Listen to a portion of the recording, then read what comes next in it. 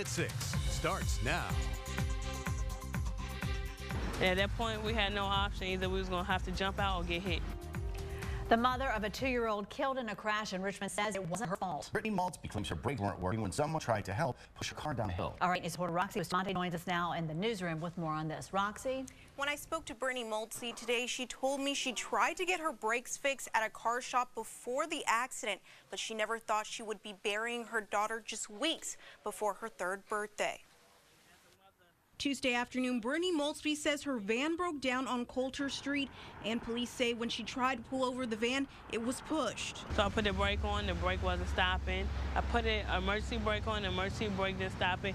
I put the car in park, and the car still didn't stop. Her van rolled into the intersection on 18th Street with her friend, 2 daughters, and her in the van. It was too late to put my baby in the car seat. I can grab my baby. My immediate reaction was to try and control the vehicle and stop it before we came up on the stop sign, which I failed to do. The van crashed into another car, and her 2-year-old daughter, Queen, was thrown from the van and later died at the hospital. She was weeks away from turning 3. My baby is so beautiful. My baby just smiles all the time. She's the happiest baby you'll ever come across. But now charges are pending against Brittany. As far as them pending charges on whatever they feel like they pending charges on, I can care less about that. That doesn't bring my baby back. At the end of the day, I would like to know the cause of death for my child, and that vehicle obviously was the cause of death for her. Now, our legal expert says because this was a fatal accident, many factors could come into play for potential charges. The most serious could be involuntary manslaughter and, at the very least, reckless endangerment because the toddler was not in a car seat. A GoFundMe is set up to help pay for the little girl's funeral. We put a link on our website, WRAC.com. Roxy Bustamante, 8 News. Thank you, Roxy.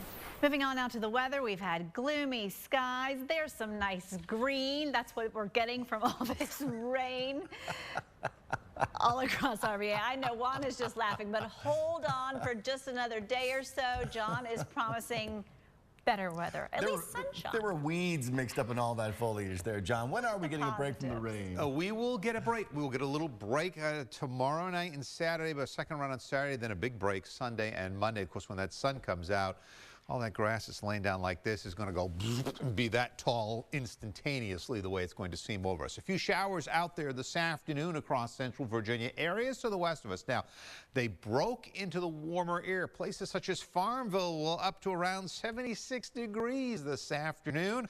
And then we're in the 70s down around Petersburg and the Tri-Cities. That's as close as it got. Roanoke's had a couple of boomers come through. Another one's driving right off the mountains headed for them. They had over an inch of rainfall today. Their yards are like swamps out there. And then meanwhile, off to the north, the showers that were up towards Charlottesville, those guys are just kind of fading out. We'll take you on the north side of Charlottesville, a little bit bigger than that. Western Louise up in Orange. That's really about it as far as the rainfall is concerned. Slight chance of rainfall over us. It's 68 degrees outside. That's actually our high temperature for the day, 72 South Hill.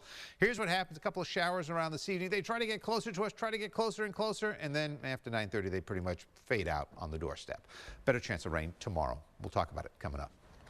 And once again, remember, we're into storm season here. Severe storms. It all goes on during the summertime. When you're away from the TV set, best thing to have in the palm of your hand, the 8 News Storm Tracker app. It is free from Google Play or the Apple Store.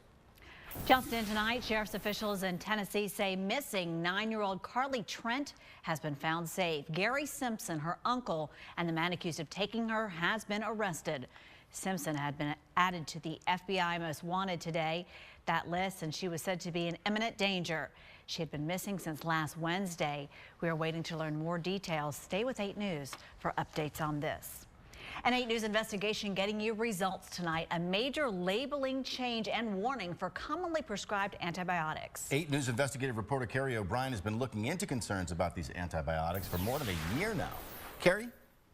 Juan, Christina, we are talking about popular antibiotics like Levaquin, Cipro, and Avelox. And in a major shift today, the FDA now says the serious side effects generally outweigh the benefits for patients treated with sinus infections, bronchitis, and urinary tract infections.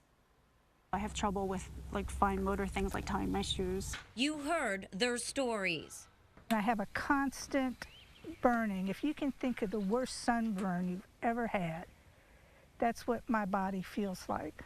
it doesn't go away. Patients who say one dose of Levaquin, Cipro, or Avalox left them with permanent pain. After years of fighting for attention, it appears the FDA is listening to the thousands of patients raising concerns. Insomnia and panic attacks. Today, the FDA announced it is requiring label changes for this group of antibiotics known as fluoroquinolones. And it's advising these drugs are too risky for routine infections, such as sinus infections, UTIs, and bronchitis. The FDA held a hearing on these drugs. 8 News was there.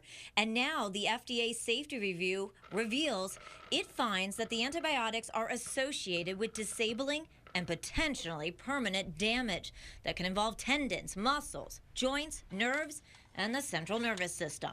I found that I had problems doing ordinary things like carrying on conversations. The FDA says it will complete the labeling changes as soon as possible.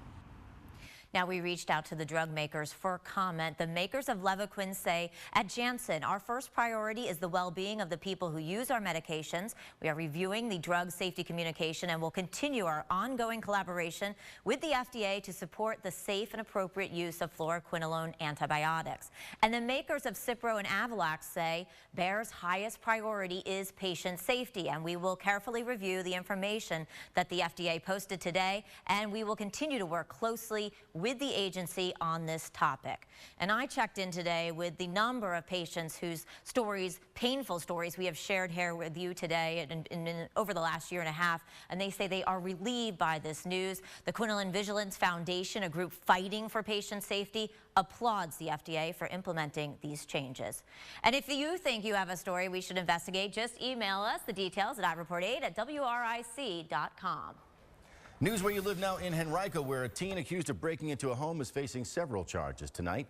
On November 22nd, police say 18-year-old Ryan Sullivan entered a home on Casey Meadows Place and took off with several items. On May 2nd, they say he sold that stolen property. He's been charged with burglary, larceny, and possessing stolen property. Other charges are pending. Also in Henrico, Michael Romero is facing charges after police say he and another woman took several items from a store without paying for them. This happened May 10th on Forest Avenue. The store also said the same people committed a similar offense on May 8th. Romero is being charged with 2 counts of grand larceny and 2 counts of petty larceny. If you'd like to take a look at the crime that's happening in your neighborhood where you live, go to Spot Crime. It shows the locations of burglaries, arsons, other crimes. Check it out right now at WRIC.com.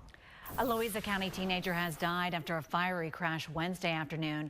It happened on Route 522 near North Shelfer Drive. Matthew Hensley was taken to the hospital where he passed away. Police say he was speeding and not wearing a seatbelt. The investigation continues. Richmond police have arrested 2 men in connection to yesterday's robbery on Forest Hill Avenue. Just before 10 a.m., police say those men, one armed with a gun, went into the CVS store, demanded prescription narcotics, then took off. Emmanuel Green and Zoran Holton have been charged with robbery. Green also charged with use of a firearm in the commission of a felony. More charges are pending. The latest now on the death of a Virginia inmate who died while waiting to go to a mental health facility. Our 8 News anchor Amy Lacey is here with details on this lawsuit that's being filed by the family. Amy? Christina, we are getting in some information from a former state investigator. He says if allegations are true, J. Michael Mitchell was the victim of torture. Now his family is filing a multi-million-dollar lawsuit over his death. The family claims Mitchell was repeatedly mistreated and purposefully ignored by jail personnel. They claim several jail employees sealed Mitchell in his cell and almost never let him out.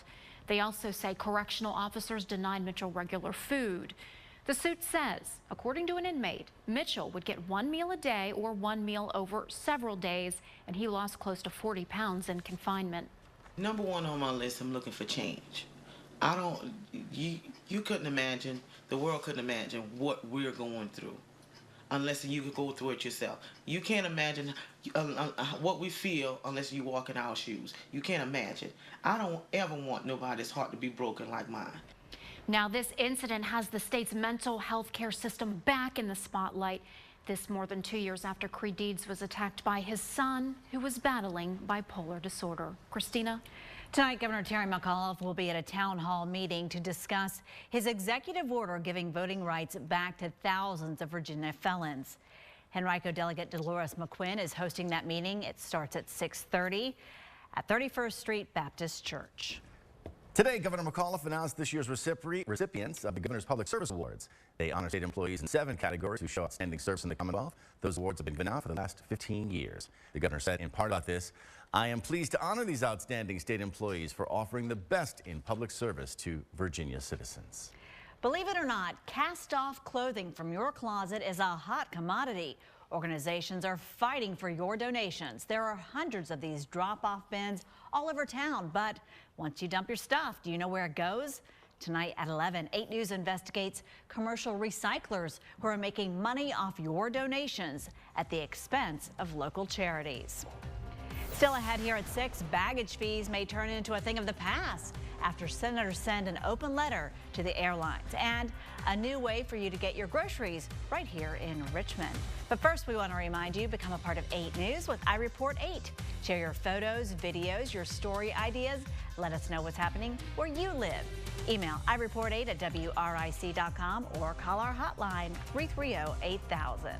You're watching 8 News at 6 tonight. We're covering the news where you live. Stay with us. Juan and I are back in just a moment.